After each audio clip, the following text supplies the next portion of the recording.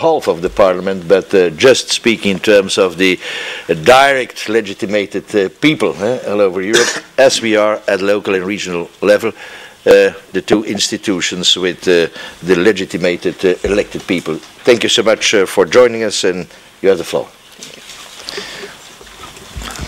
Thank you, Mr. President.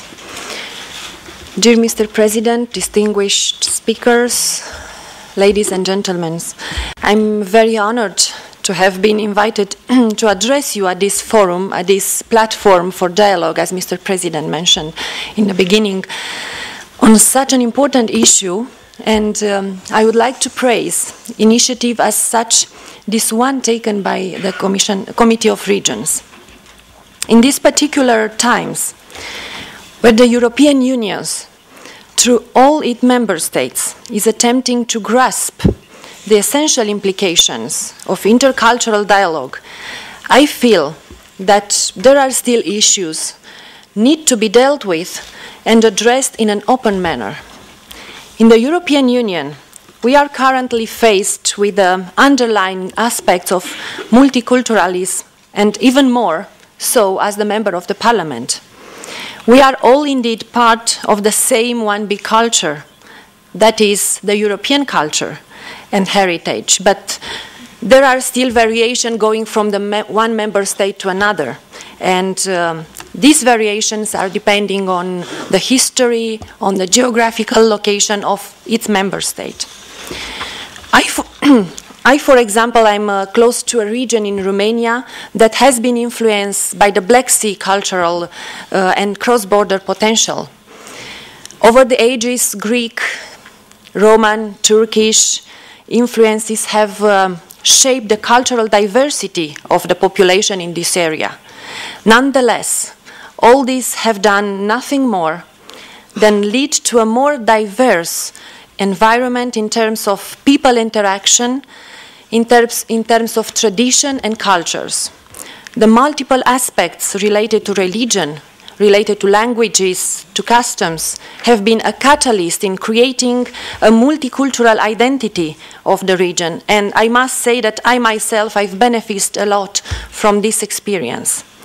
But this is not the only region, multicultural region in Romania. There is another one presented here by the Timișoara city, is the region of Banat. All this being said, one point that always comes across when looking at these regions and at multicultural places in general is the richness of cultural experience, of the environment and the settings.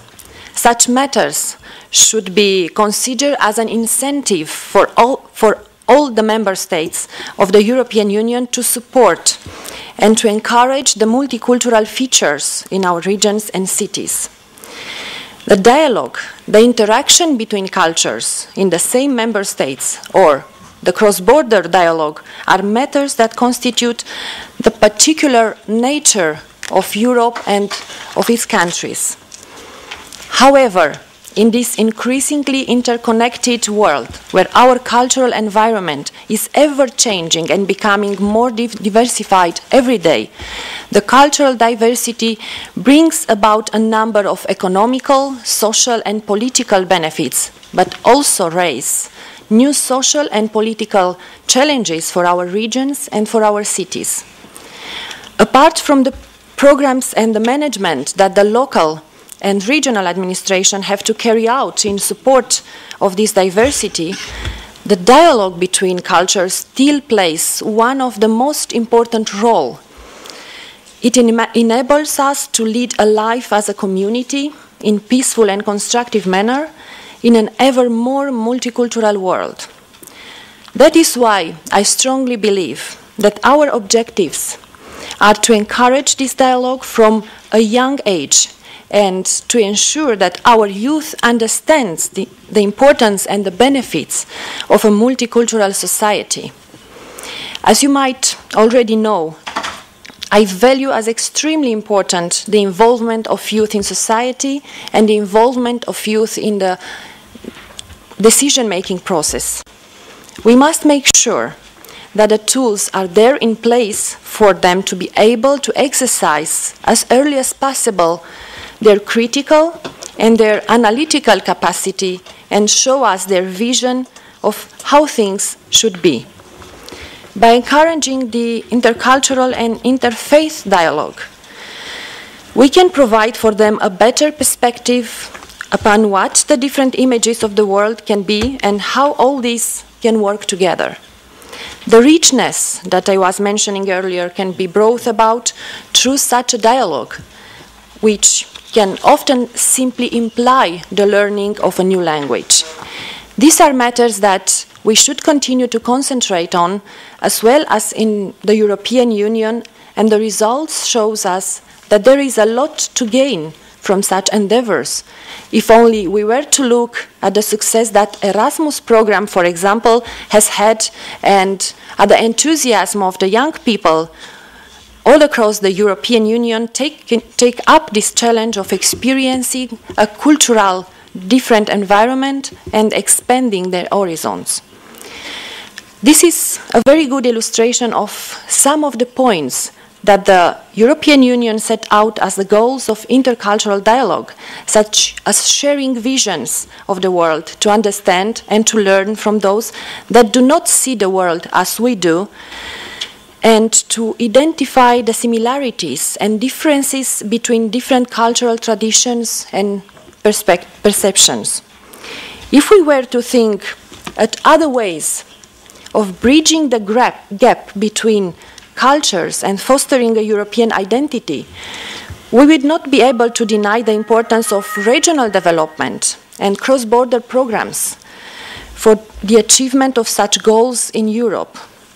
To the means of helping their region become more competitive, citizens across the European Union can develop regional cooperation programs which serve a double goal, bringing about sustainable economic development and, in the same time, encouraging cultural exchanges and best practices. Such tools influences a perspective where we not only gain economical benefits, but at the same time share and experience the cultural diversity through all such programs. That is why I believe that the cross-border cooperation regional programs play a very important role in nurturing this intercultural dialogue in a European Union, which is becoming more culturally diverse every day. Still, I cannot stress enough the importance that the local and regional administration, as well as civil society organizations and institutions, play in supporting and developing the intercultural dialogue. Initiatives as the European Year of Intercultural Dialogue, the ones taken during its course, and this one play an essential part in understanding the type of approach that we should have in terms of policy planning and which would lead to the support of this dialogue. Not only this, we need to question and analyze at all times which are the best tools that we can use in the achievement of our goals in this respect, and find new ways in which we can bridge existing gaps.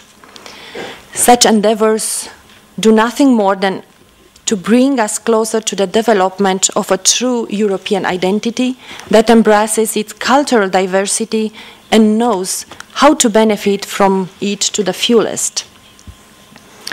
Ladies and gentlemen, I would like to thank you very much for your attention, and I would like to congratulate again the Committee of the Regions for the initiatives in organizing such an important event.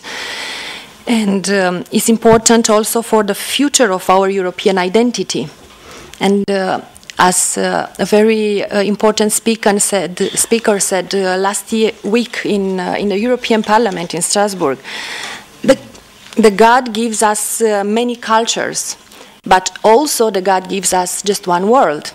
So it's our responsibility now to make it possible to live in peace and understanding in this world. And this is also about the European identity. Thank you.